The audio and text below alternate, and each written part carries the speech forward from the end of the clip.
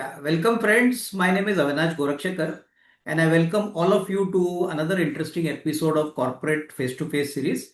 Friends, as all of you are aware, in these episodes, we introduce emerging companies from emerging sectors and we make it a point to talk to the promoters and the top managements of such companies. And in this process, we get a lot of valuable information about the companies regarding their business model, their growth journey, their future growth plans. And friends, today we have got another interesting company which is going to hit the capital market very soon. The company's name is ARC Insulation and Insulators Limited. And today I have the privilege of having, the managing director Mr. Manish Bajoria. Manish ji बहुत बहुत धन्यवाद sir आज time spend करने के लिए we also have mister Vineet Kedia who is the consultant and chartered accountant to the company. तो gentleman sir बहुत अच्छा लग रहा है आपसे बात थैंक यू करने सर, को. Thank you. तो पहला सवाल जो मैं मनीष जी से पूछना चाहूंगा, मनीष जी थोड़ा सा अपने कंपनी के बिजनेस के बारे में बताइए. हमारा कंपनी का बिजनेस मॉडल क्या है, कौन से सेक्टर्स को हम ट्रैक करते हैं, और सर ये बिजनेस आपने कभी शुरू किया, थोड़ा सा बिजनेस जर्नी के बारे में अगर आप बताएं that will really help us. हाँ सर, देखिए ये कंपनी हम लोगों ने 2000 में चालू किया था। तो एज अ स्मॉल कंपनी हम लोगों ने फाइबर ग्लास कॉम्पोजिट्स की बिजनेस स्टार्ट की थी। तो इंसुलेशन मटेरियल में काम करते थे। तो हमारी कंपनी का नाम arc insulation and insulators private limited जो था।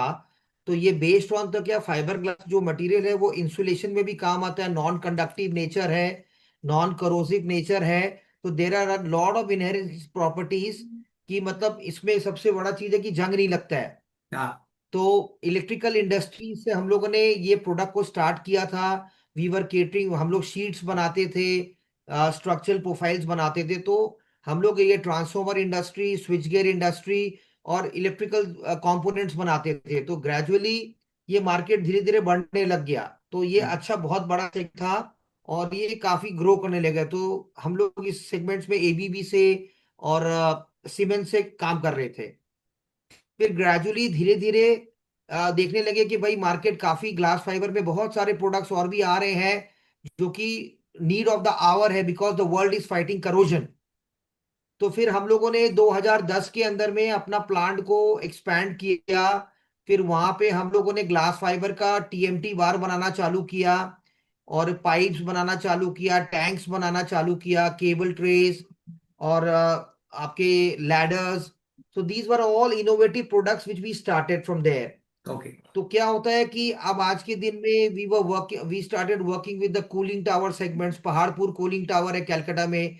तो उनके बड़े बड़े कूलिंग टावर्स बन रहे हैं, तो उसके बड़े बड़े पाइप्स होते हैं। तो वो हम लोग उनको दे रहे हैं।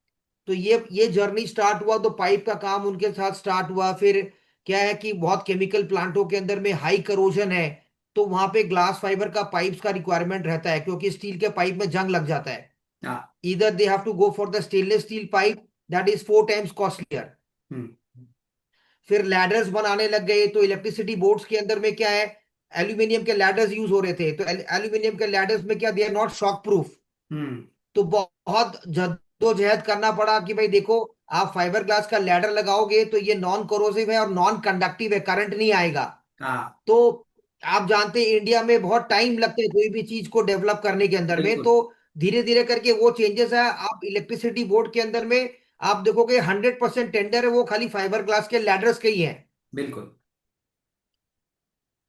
फिर हम लोग ये टीएमटी बार का जो काम कर रहे थे, ये हम लोगों ने अंडरग्राउंड मेट्रो प्रोजेक्ट्स में स्टार्ट किया। तो अंडरग्राउंड मेट्रो प्रोजेक्ट्स में we had a lot of potential in that segment. तो करेक्ट. हम लोगों ने उस सेगमेंट के लिए काफी काफी मतलब हायर थिकनेस के रॉड्स हमने डेवलप किए, 40 mm 50 mm, because of the high load over there.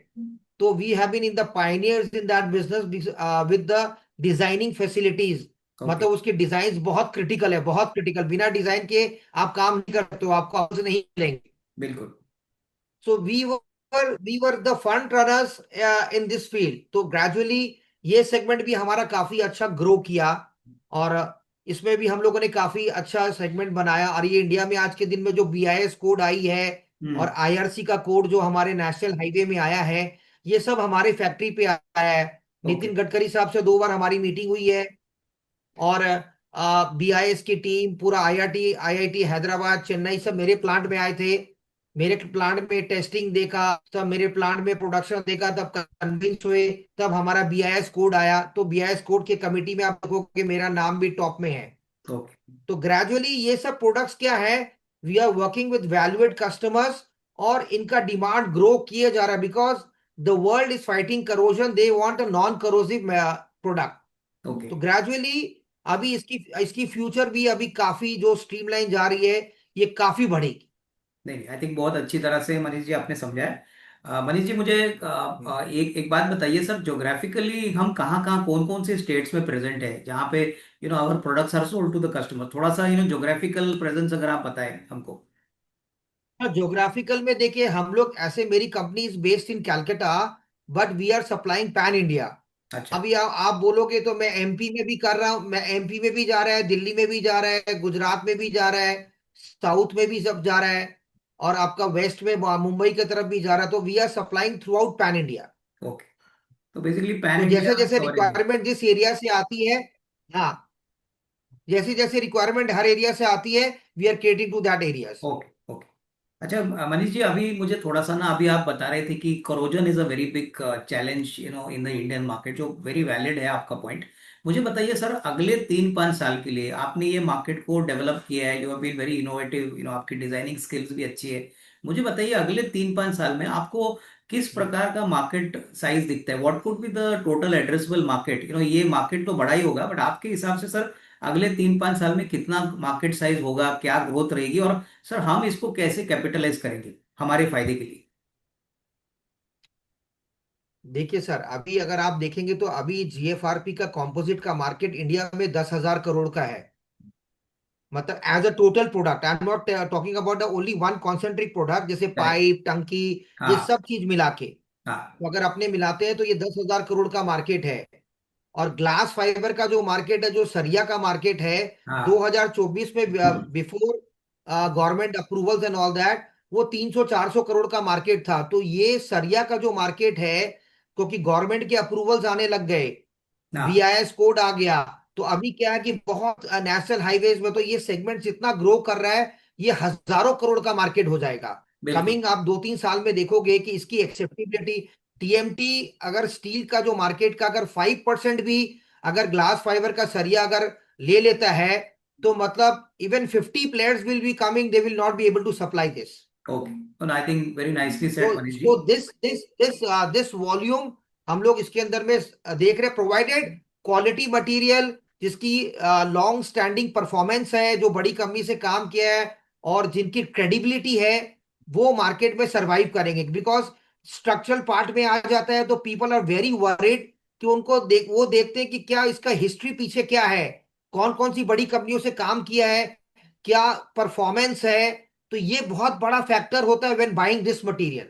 Okay. नहीं, I think very nicely mention by you Manish ji. I think बहुत अच्छा आपने इंडस्ट्री का पोटेंशियल बताया।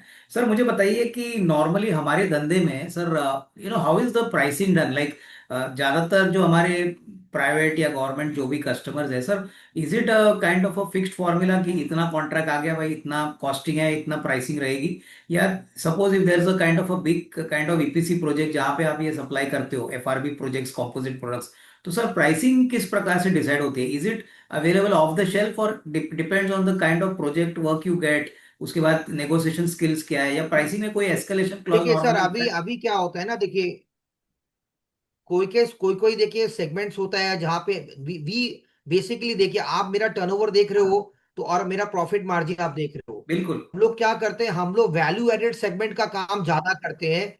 Instead of going in a mass level, we go for a value added product. तो जहां पे we see that the margins are on the higher side. Exactly. So we have been doing this from long time. Our our the end of the day क्या होता है कि हम लोग काफी R&D करते हैं, कि भाई कौन सा सेगमेंट है, भाई फॉरेन ट्रैवल कर रहे हैं, फॉरेन एग्जीबिशंस जा रहे हैं, so I been travelling throughout the world, so I get knowledge throughout the world, की कौन सी प्रोडक्ट यहाँ पे ऐसी आ रही है जो हमारे हिंदुस्तान में भी नहीं है। बिल्कुल। तो we see a lot of segments जहाँ पे मेरे को लगता है कि हम ये सेगमेंट्स को कैपिटलाइज करेंगे, तो हम्म। यहाँ पे हमारी प्रॉफिटेबिलिटी बढ़ेगी। बिल्कुल। Instead of going in on a mass volume business where the profit margins are very squeezed out, correct. we see that we go for engineered work, there we make our maximized profits. नहीं, नहीं, I think very तो rightly mentioned bye ये you. मोटो से हम लोग काम करते हैं। नहीं नहीं मनीष जी, ये मैं पॉइंट आपसे बिल्कुल एग्री करता हूँ, क्योंकि जब मैं प्रॉफिट मार्जिन्स देख रहा था आपकी कंपनी के, तो सर ये प्रॉफिट मार्जिन्स अभी लॉजिक समझ में आ रहा है कि क्यों इतने अच्छे हैं। क्योंकि आप ज्यादातर high end value hmm. Added काम करते हो and not the typical mass kind of projects where the margins are less, so that highlights the fact that sir नहीं, आपके मार्जिन इतने अच्छे टिपिकल हैं। मास वाला नहीं करते हैं, राइट। बिल्कुल। Right sir. सर अभी एक बात बताइए, hmm. Purely from a qualitative point of view, sir हम ऑब्वियसली काफी रिपीट बिजनेस कस्टमर्स के करते होंगे सर, क्वालिटी अच्छी है, हम काम अच्छा करते हैं। सर दो तीन चीजें हमको बताइए कि हम हमारा काम दूसरे प्लेयर से इन द इंडस्ट्री कैसे बेहतर करते हैं। If I were to ask you, give me two three qualitative points that how we are slightly better than others and that is why we get high margins and good repeat business. Sir इसके बारे में कुछ बताइए। देखिए, एक sir क्या है कि हमने एक स्टैंडर्ड मोटो बना के रखा है कि हम क्वालिटी में कॉम्प्रोमाइज नहीं करेंगे। हम लोग क्या होता है सर, हमारे को अगर कोई 1 करोड़ का भी ऑर्डर आता है, बंदा बोलता है मेरे को ये प्राइस चाहिए, तो हम उसका एक इंट्रिंसिक वैल्यू देखते हैं कि ये मटेरियल का इंट्रिंसिक वैल्यू ये होना चाहिए, लॉन्ग टर्म के हिसाब से इसकी सस्टेनेबिलिटी होनी चाहिए। अगर वो बॉल मार्क से नीचे बोलता है और कोई बंदा बोलता है मैं माल दे दूंगा, तो हाँ एआरसी पीछे हट जाता है। हाँ। एआरसी वो काम नहीं करता है। तो एआरसी वाला क्या काम करता है, एआरसी वाला देखता है कि जहां पे सस्टेनेबिलिटी है और जो कस्टमर समझता है कि मेरा लॉन्ग टर्म के अंदर ये माल का सस्टेनेबिलिटी है और मेरे को ये प्रोडक्ट लगाना है, तो मेरे को इसका लाइफ साइकिल कॉस्ट देखना है। तो बिल्कुल। हम लोग उस टाइप के प्रोजेक्ट्स करते हैं। हमारे पास में ऐसे कस्टमर्स बड़े बड़े हैं जहां पे हमारी ऐसी गुडविल है और वहां पे हम काम कर रहे हैं। ठीक है। इस हमारे पास जो सर्टिफिकेशंस है, बड़े बड़े सर्टिफिकेशंस हैं, अप्रूवल्स हैं, तो वो हम लोगों ने ऑलरेडी सब शेयर भी किया है। और इन इन लोगों से ये बात भी किया है कि भाई आप कौन कौन सा प्रोजेक्ट्स में काम करते हो, तो देखते हैं कि भाई उस तरह का प्रोजेक्ट्स ऑलरेडी हम लोग इसी तरह पकड़ रहे हैं कि भाई अच्छा सेगमेंट में काम करो तो आपका ग्रोथ ज्यादा अच्छा होगा, instead of going on the mass level. Correct. और आप जाके एंड ऑफ द डे देखोगे कि आपके घर में आ रहा क्या है। हाँ बिल्कुल। तो वो एक बहुत बड़ा डिफरेंस है। तो ये स्टार्टिंग से ही हमारा वो फंडा इसमें रहता है कि भाई हम कल वैल्यू एडेड काम को ज्यादा पकड़ेंगे। नहीं और हम सर। कर भी रहे हैं, हम ऐसा टिपिकल टिपिकल चीज कर रहे हैं। तो यही हम लोग इसी तरह से डिस्टिंग्विश कर रहे हैं। अदर प्लेस क्या है, जो मास लेवल पे जाने के चक्कर में क्या कर रहे हैं, क्वालिटी में भी कॉम्प्रोमाइज कर रहे हैं। तो क्वालिटी में कॉम्प्रोमाइज करने से देखिए सर उसका टोटल इंपैक्ट आता है। बिल्कुल आज बिल्कुल। आपका माल चल गया, कल आपका माल फेल हो गया, तो वो काम नहीं करना है। नहीं नहीं बिल्कुल। सर तो आपने ये बराबर बोला। एक चीज है। और नहीं आई थिंक ये बात अच्छी तरह से हाँ, आपने बोले समझाई। सर। मनीष जी अभी मेरे को बताइए कि हमने फाइनेंशियल नंबर्स में देख रहा था, मेरे ख्याल से नंबर्स तो बहुत बढ़िया है सर, क्योंकि आपका रेवेन्यू करीबन 32 करोड़ है, जो पिछले साल 28 करोड़ था। प्रॉफिट आफ्टर टैक्स ऑल्सो काफी अच्छा बढ़ा है, करीबन 8.56 करोड़ फ्रॉम 6.1 करोड़। सर पहले तो बताइए, ये साल जो अभी क्लोज हुआ है इसमें sir profitability both operating level पे as well as net profit level पे काफी अच्छी है। तो एक तो आपने जो रीजन बताया कि हम value added higher and margin वाले काम करते हैं, बट ओवरऑल सर ये साल में आप राइट सर। इस परफॉर्मेंस को कौन से पॉइंट ऑफ व्यू से कहोगे कि क्यों इतना बेहतरीन आ गया। और सर अभी ऑलरेडी अगस्त चालू हो चुका है, हम FY 26 के फाइनेंशियल ईयर में शुरू हो चुके हैं।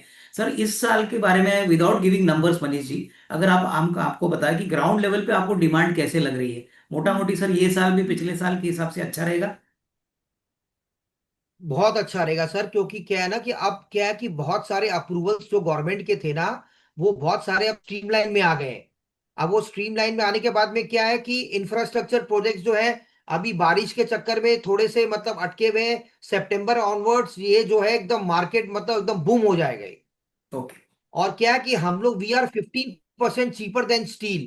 Try to okay. Get my point. In हाँ टूडेज एरा इन इंडिया अब 2% की लड़ाई है। अगर 15% अगर आप सस्ता हो गया, तो हिंदुस्तान में जो कंज्यूमर का जो साइके है, आप जानते हैं कि उनको सस्ता चाहिए। अगर 15% का मार्जिन उनको अगर लोहा का सरिया का सस्ता मिल जाता है, तो you can imagine what a bonus is there for them. So this is exact. Going to be like I am telling is going to sky rocket span of 6 months. नहीं I think very well said. Manish ji हमारे धंधे में क्या order book driven business होता है कि जितना order book है उसके हिसाब से प्रोडक्शन शेड्यूल होता है, या ऑर्डर रेगुलर आते हैं, किस प्रकार से बिजनेस चलता है। ऑर्डर सर देखिए, ये डिजाइन बेस्ड धंधा है। हम लोग सब प्रोजेक्ट्स के अंदर में क्रिटिकल क्रिटिकल डिजाइन्स करके देते हैं। तो ओके। क्या है, वो हमारे पास में एक बहुत बड़ा एडिशनल एडवांटेज है। ओके। क्या है कि जो बंदा जब डिजाइन करके कंसल्टेंट से अप्रूवल लेता है ना, तो उस स्पेसिफिक प्रोजेक्ट्स के अंदर में ARC is getting the job. Okay. Because वो डिजाइन ओरिएंटेड काम हो गया, जब डिजाइन मेरा अप्रूव हो गया वहां पे, और इतनी क्रिटिकल क्रिटिकल डिजाइन होती है, तो उसको दूसरे बंदों को अप्रूवल कराना बड़ा मुश्किल है। हाँ। तो ओके। हम 15 साल से जो काम कर रहे हैं, तो उसके अंदर में हम लोग काफी ह्यूज कॉम्पिटेंट है डिजाइन में। ओके। नहीं, समझ गया। तो वो हमारे पास में एक ट्रम्प कार्ड आ जाता है। नहीं, बिल्कुल मनीष जी, मैं प्रेजेंटेशन देख रहा था, मेरे ख्याल से कुछ 20-25 करोड़ का तो ऑर्डर बुक ऑलरेडी है ना हमारे पास। I just wanted to confirm from you. हाँ जी, हाँ जी, हाँ जी, ये अभी हमारे पास में ऑलरेडी है। और इस साल मोटा मोटी हम लोग 40-45 के आसपास जाएंगे, because we have lot of constraint of space. हाँ, ओके, जो ठीक। हमारी ऑलरेडी प्लांट है, वो जस्ट शॉर्टेज के चक्कर में हम आगे नहीं बढ़ पा रहे हैं, बिकॉज बिल्कुल। अभी उसके डबल जो शेड हमारा एक्सपेंशन करना है। तो वो लैंड लेके हम लोग उसमें अभी जितना शेड ऑलरेडी है उतना शेड अभी और बनाना है। नहीं, तो बिल्कुल। Now the major hurdle for us is the constraint of space. Okay. अच्छा सर, अभी जब आपने एक स्पेस के बारे में बोले और थोड़ा एक्सपांशन होगा, तो सर थोड़ा सा आपके आईपीओ के बारे में बताइए मनीष जी, कि कितना पैसा हम मार्केट से उठा रहे हैं, और सर बेसिकली लार्जली ये पैसा कहाँ कहाँ यूटिलाइज होने वाला है। हाँ, ये हमारे विनीत जी आपको बताएंगे ये हाँ टोटल विनीत। कहाँ देखिए, है। अपना total issue size is around 40 crore, forty हाँ। वन करोड़ की अपनी इशू साइज है। ठीक है। इसमें almost 3 crore is are OFS and 38 crore are fresh issue. ठीक है। इसमें से मैं आपको एस्टिमेशन बता रहा हूँ, मैं M not talking about the exact numbers.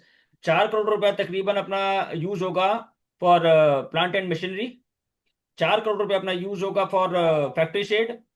4 crore रुपया फॉर न्यू ऑफिस।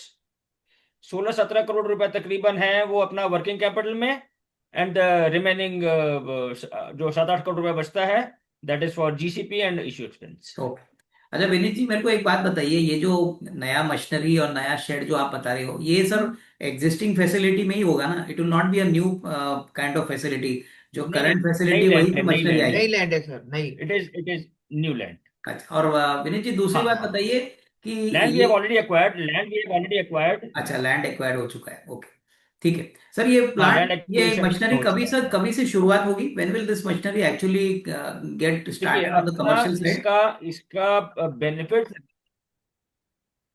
देखिए अभी अपने will be placing the orders for machinery and the machineries are expected to be delivered in a span of three months from now. No, 3 to 4 months, three four two four months months 4 months। It अच्छा। Will take. तो जो अपना commercial production है वो चालू होते होते मोटा मोटी फरवरी एंड मार्च विल अच्छा। Start the commercial production of the new facility. नहीं नहीं, ठीक है।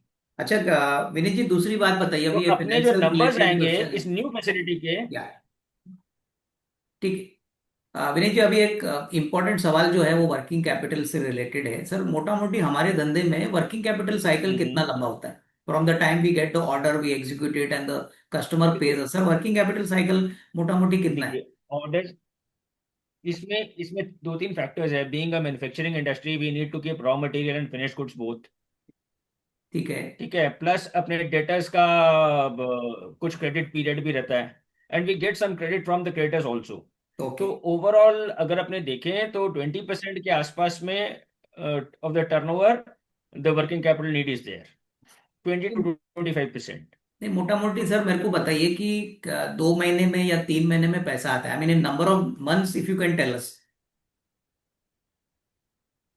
देखिए, एवरेज कलेक्शन पीरियड अपने 2 से 3 महीने का पकड़ सकते हैं, ठीक है, तो मेरे ख्याल से 80-90 दिन में पैसा समथिंग आता इन क्योंकि बिटवीन 2 to 3 मंथ। है। हाँ। ओके, ठीक। हाँ। हाँ, क्योंकि बड़ी कंपनियां सर उनको करना पड़ता है, उनका टर्म्स ऐसे रहता है। L&T बोलो, टाटा प्रोजेक्ट्स बोलो, तो इनका स्टैंडर्ड ये 90 दिन तो जाते ही है। बिल्कुल, बिल्कुल। अच्छा मनीष जी, आखिरी सवाल जो बहुत इंपॉर्टेंट है, जो मुझे आपसे पूछना है। सर हमने कोविड देखा है, और अभी तो by God's grace sir, Indian economy अभी अच्छी ग्रोथ ट्रैक पे है। गवर्नमेंट भी इंफ्रा के ऊपर काफी पैसा खर्चा कर रहा है। सर हमारे धंधे में सबसे बड़ा बिजनेस रिस्क क्या है, और वो आपने कब कैसे मैनेज किया है? सर इसके बारे में बताइए।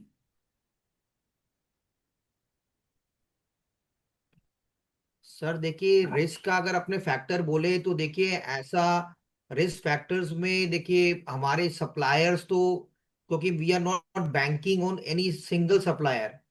मैं अभी काफी वर्ल्ड में बहुत जगह से इंपोर्ट करता हूँ। तो मेरे को देखिए, we do a lot of things into this कि भाई कहाँ से कौन सा मटेरियल लेना है कि हम कहीं पे स्टक नहीं हो जाए। तो क्या है, इंडिया में भी मैन्युफैक्चरर हैं, और हम थाईलैंड से भी इंपोर्ट कर रहे हैं, चाइना से भी इंपोर्ट कर रहे हैं। तो हमारे को जो वेन्यूज मिलते हैं, तो हम अपना पहले से वहां पे पूरा का पूरा हम लोग अपना चीज बना के रखते हैं अच्छा। कि भाई कल के दिन में मेरे प्लांट के अंदर में कोई प्रॉब्लम नहीं आ जाए related to the raw materials. Correct. That is the biggest thing for us. Correct. और रेजिन्स हम इंडिया से लेते हैं, तो मेजर प्लेयर इंडिया में है, तो वो उसकी कोई स्केर्सिटी नहीं है। बिल्कुल। अब आज के दिन में ये सब देखिए, अगर अपने रिस्क का बात करते हैं तो रिस्क वाला फैक्टर तो ऐसा कोई सामने दिखता नहीं। अगर कोई फोर्स मेजर क्लॉज आ गया, तो हाँ। उसमें तो दुनिया में कुछ आदमी बंदा कुछ कर नहीं सकता है। बिल्कुल बिल्कुल, नहीं नहीं, वो बात तो अब बिल्कुल। ऐसे देखा जाए तो सर, रिस्क फैक्टर देखिए, आज इस इंडस्ट्री में 25 साल हो गया है, तो ऐसा रिस्क फैक्टर कभी ऐसा फेस नहीं किया है। अच्छा, नहीं तो ठीक है। तो मेरे ख्याल से मोटा मोटी हम यही बात के समझ ले कि सर रनवे ग्रोथ के लिए बहुत बढ़िया है। जैसे आपने बोला, इंडिया में एफआरपी कंपोजिट प्रोडक्ट्स के लिए डिमांड बहुत ज़्यादा हाँ। बढ़ रही है और आगे भी बढ़ेगी। और सर आपका अगर एग्जीक्यूशन है, क्वालिटी अभी अच्छी है, तो डेफिनेटली आने वाले साल भी काफ़ी अच्छे रहेंगे। तो सर बहुत अच्छा लगा आप दोनों से बात करने से। मनीष जी, विनीत जी, आई थिंक मेरी तरफ से सर बेस्ट विशेष आपको, आपकी पूरी मैनेजमेंट टीम को, और सर पब्लिक इशू के लिए भी बहुत बहुत बेस्ट विशेष। बहुत धन्यवाद, नमस्कार। Thank you thank so you much, साहब, थैंक थैंक यू यू साहब, so thank you much, very thank much you. Sir.